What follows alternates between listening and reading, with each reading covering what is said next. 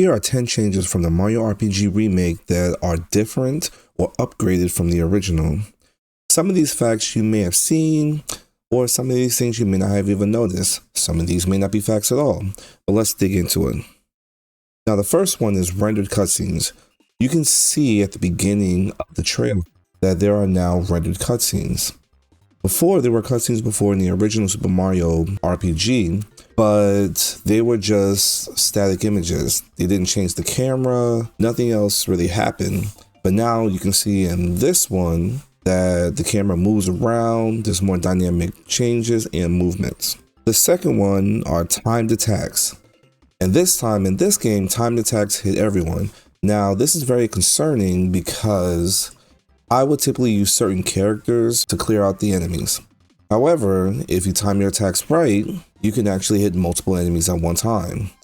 This is a little concerning just in case it makes the game a little too easy. Typically, I would keep characters like Mallow in just to use his Thunderbolt, and it doesn't take up a lot of magic points. Next, we have the triple move gauge. Now, to tell you the truth, this kind of reminds me of Chrono Trigger, where you would team up with another character and you would do a super special move. Now, with this triple move gauge, I wonder if it does anything else outside of just triple moves, or if it just powers up your already triple moves, or what happens if a different character uses it. So I'm looking forward to seeing what happens there, or what changes have been made there.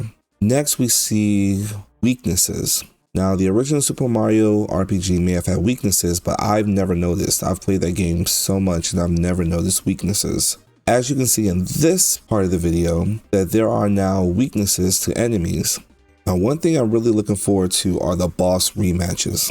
Once you defeat a boss, that's kind of it. Occasionally, you may go back to that area and that's it. The boss is already defeated, you've already mastered that area, and so you just move on. To couple this with another one, post-game content. In the original Super Mario RPG, there wasn't any post-game content. You just went through the game, you beat the game, that was it. There was nothing extra.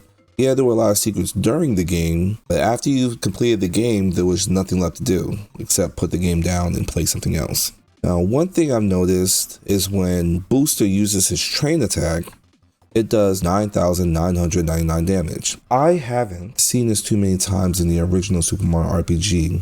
Yes, Geno, or as I called him when I was 10 years old, Geno, he has a special move that when you time it correctly, it does 9,999 damage. And I've never, or I cannot remember any of the enemies doing this much damage. Now, some enemies would have a special move that when they hit you with it, it was an instant death. It didn't show any damage whatsoever. As you can see from a lot of the clips, all of the characters have an HP of around 100, 200, maybe even 300 at some point in the game. But the HP never went much higher than that.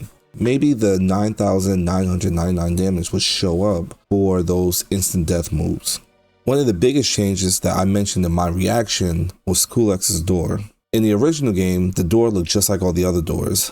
But it seems they went out their way to make Kulex's door look a little more special. That, hey, this is an important door. For all we know, they could have changed Kulex. Maybe Kulex is not in the door anymore. Maybe there's more to do in that door. I'm looking forward to finding out. That is my favorite fight in the game, and I love the music.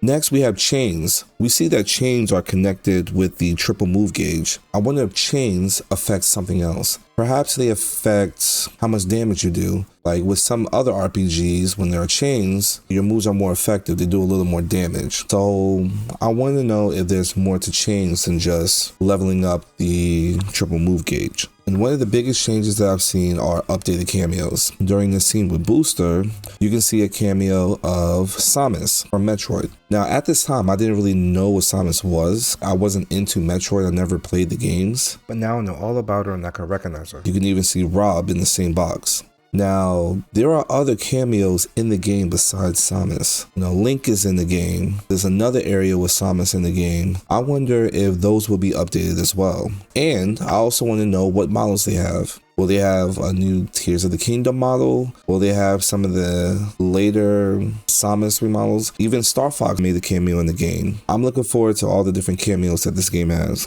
So those are 10 changes from the Super Mario RPG Remake. Now if you made it this far in the video, I have one more bonus change that may or may not be in the game. But based on this scene, you can see a special attack cutscene from Boomer, the samurai that you will fight in Bowser's Castle.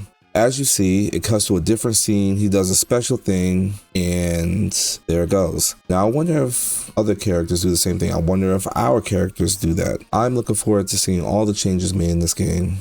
So thank you for watching this video. If you would like to see my reaction to the Super Mario RPG Remake that was shown in the previous Direct, please click on this image right here. Outside of that, thank you for watching my video. Please like and subscribe if you enjoyed the video, and I'll see you guys later. Deuces.